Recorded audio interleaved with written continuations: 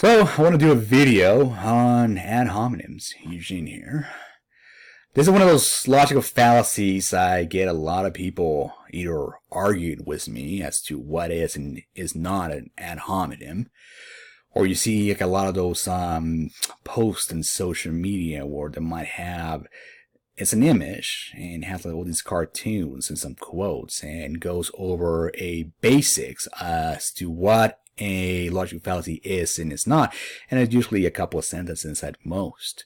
And pretty much they narrow down that an ad hominem is simply an insult. And they never mention that conditions apply. Never mention this. So, first of all, most people do not know what logic is. They might see television like a Star Trek, right, to Spock, or some other TV shows and sci-fis. Most people, if you ask them what is logical and what is illogical, they will say logical is being non-emotional. And in being emotional means you are not logical. These are irrelevant. What is logical is having a premise and conclusion, right? If A equals B and B equals C, therefore C equals A. That's one of the basic deductive logic formulas, right? If you don't have a premise and conclusion, it's not logic. If you do a statement, say for example, call someone an idiot, it's not a logical fallacy per se, because there's no premise and conclusion. If you call someone ugly, it's not a logical fallacy because it's not structured logically. It may be right or wrong, but you cannot call it a logical fallacy. It needs to have a logical structure for it to be a logical fallacy. It's in the name. Logical fallacy, right? So let's get that out of the way. So let's read this little section here. So I got this from Rational Wiki. And I've seen this written in some other academic papers, and in Mexico we have books on logic, and this pretty much explains what I grew up reading. So it says not an ad hominem, right, or ad hom. There's a common confusion about this and what isn't ad hominem, that is, what does not employ fallacious reasoning, right, premise and conclusion. Generally, ad hominem does not mean a crass insult, right? If I call you ugly, that's not a logical fallacy because it's not structured with a premise and conclusion. It's a simple statement. A statement is not an argument. A statement, right? So it can be logical fallacy. Anyways, I'm pretty sure you got that already, hopefully by now. When debating about a person, as ad hominem arguments are only fallacious if they do not follow non sequitur, right? A premise and conclusion that makes sense. That's what non sequitur means. If the argument and the person's character are related, then there may not be a fallacy, right? In particular, a criticism is not an ad hominem argument if a person merits an actually the topic of the argument. So say, for example, thinking about an example here. Say if someone who's physically weak claims that they beat up someone who is physically strong, like say, one of those Hollywood action movies where you either get the 90-pound woman or the good guy, the unmanly good guy, who all of a sudden has never been in a fight in his life and throws a punch for the first time and knocks out a guard, right? A security guard or something like that. Or the 90-pound woman that does a karate kick and the guy gets kicked down, right? In the real world, and if someone told you that, you would see like, I don't believe that is true. I don't see how a 90-pound woman or like a man of your physical standing could knock this guy down with one punch, right? So if the person claims, well, you're doing a logical fallacy, you're doing an ad hominem because you're saying that I'm physically weak and that's an insult, it's not a logical fallacy because it's actually related to the argument. If I were to say, for example, your argument is wrong because you're stupid, that is a logical fallacy. If I were to say, I don't believe you beat up someone of 300 pounds with one punch, you being 90 pounds. You can't say, oh, you call me weak, therefore your argument's wrong. No, argument is still valid. Going back here, if the subject of the debate is the inherent trustworthiness of someone or what prior probability you would assign to them telling the truth, then the previous track record is relevant to the subject, all right? If I say you're untrustworthy, like, well, you're untrustworthy because you have a history of doing untrustworthy stuff, of lying, of stealing, cheating, etc. If you have a history of doing that, and I say that you're not trustworthy, it's actually logical. There's a premise. You've done crap in the past that's been bad. In the conclusion, we know you have done this in the past, therefore you're probably going to continue doing this in the future. And this is just who we are. That's logical. If debating a person's ability to do a task and their effectiveness at the task, or suitably similar ones, is relevant. So I'm doing an example here. Say firefighter, all right? So to be a firefighter, you have to be able to carry X amount of weight. And if you're a small man or small woman, small build, and you cannot carry a grown-ass man of 300 pounds or whatever it is, well, carrying them in shoulders, you're not going to be an effective firefighter, right? People are going to depend on you. And if you kick the door in, you need to be able to carry it. So when you see someone that's out of shape and small built, you can probably disqualify them immediately. Like, we need someone who has the body mass and strength to carry this amount of weight. Again, if you're physically weak, you're not suitable for this. All right? That's logical. And yeah, anyways, that's pretty much, again, you can do the same argument with intelligence. I mean, there's some people that have a double-digit IQ, and there's some cognitively demanding jobs that require a lot of smart people, a lot of math, a lot of reasoning. And yeah, if you cannot pass a basic IQ test, you cannot perform X well in a test, which was one of the reasons why you have the whole educational system. You study, you take a test, and the test proves if you know the knowledge. If you can't pass that test, maybe you're not qualified for the job.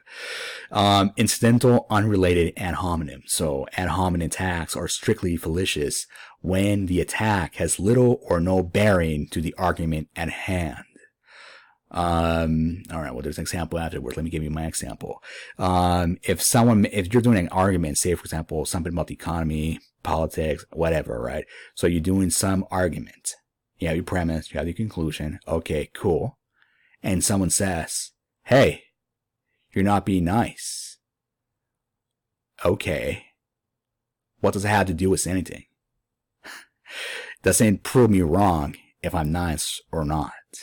Another argument might be of the people promoting global warming, for example, that CO2 is bad for the environment. All right, well, CO2 is a plant nutrient, and it's artificially pumped into greenhouses and makes the plants grow better, faster.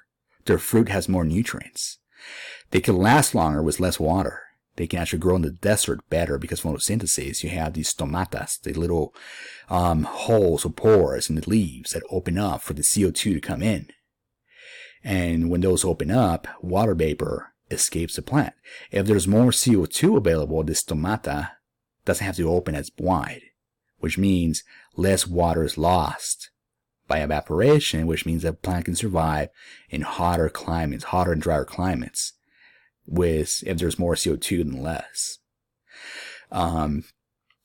So going back to the CO2 argument, right? You can argue that CO2 is beneficial, like say the argument I just did right there, CO2 is beneficial plants. So if you say you have technology that reduces CO2, is green energy, that makes no sense. You're implying that the technology removing CO2 is helping plants grow, and all the evidence proves otherwise. All right? And they might say something the likes of, well, what about the plastics in the ocean? That's being destructive to the environment. Humans are destroying the environment by plastic in the oceans. All right, that's all fine and well. That's not related to the argument at hand. In that case, that would be a red herring, but we're going ahead of ourselves. But you can get the point.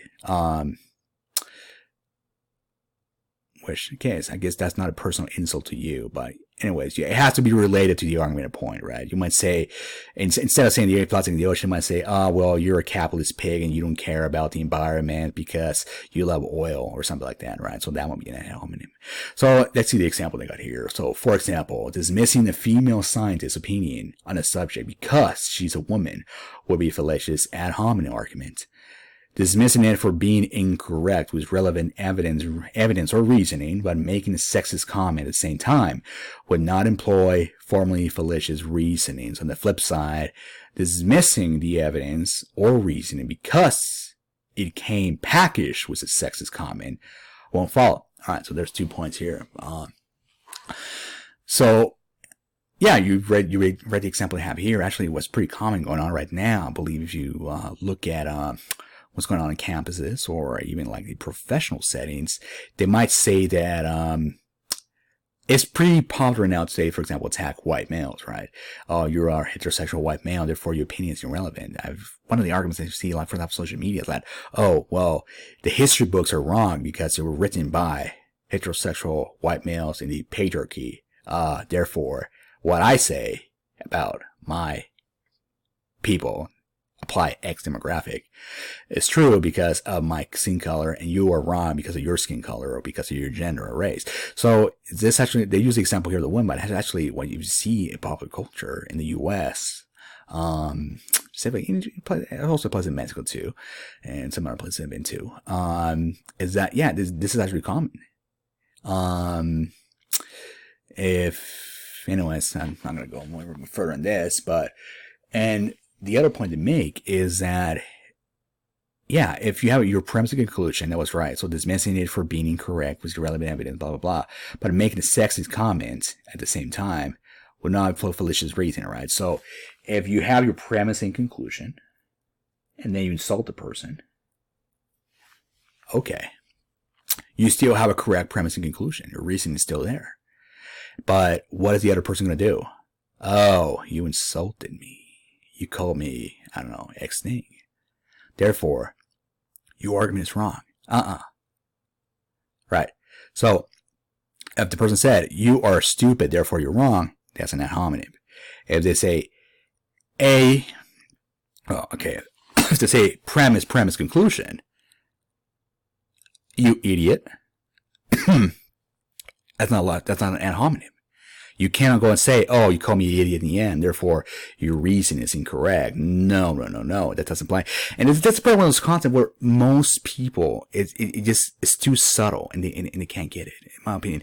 I do believe there's probably a requirement in IQ points or intelligence, whatever you want to measure it, in order to understand this stuff. Most people, well, not be able to grasp it, or either they don't want to grasp it, they just want to win an argument. They're not going to admit that they're wrong. They're going to fight the tooth and nail and just try to push a falsehood in order to win. But I don't believe most people get it. Like, they get the rules of ad hominem, right? And they just kind of insult. Okay, insult is bad. Insult is a logical fallacy. They don't even understand what logic is. They believe it's not being emotional, something like that. But anyways, there you go. Like, yeah, if you have a coherent argument, like reasoning, premise and conclusion, and then call them, and that's why you're wrong, you fat bastard. Calling the person a fat bastard does not disqualify the argument, right?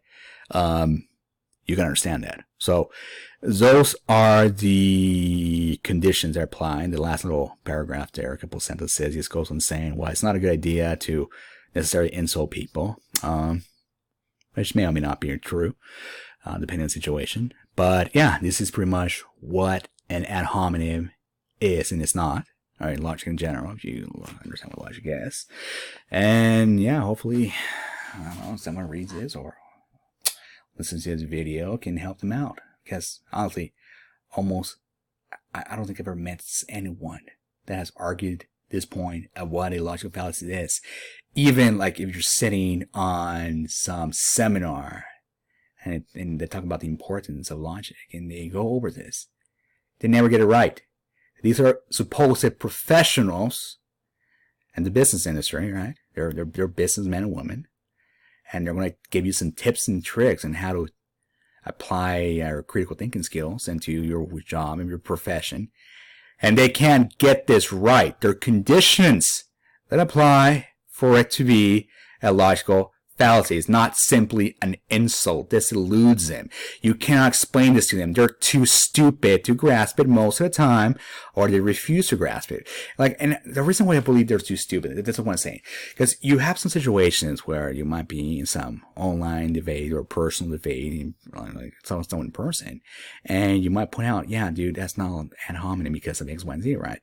And they're not going to admit it because you're having an argument with them and they want to win and they're not going to admit it. But if you have a friendly talk, you guys are not at each other, you have a friendly talk, try to explain this to them, most people won't be able to grasp it. That's what I'm saying. There has to be a minimum requirement intelligence, I believe, to grasp this. But yeah, if you're able to grasp it, grasp it. But I'm not going to be your crutch, as Nietzsche said.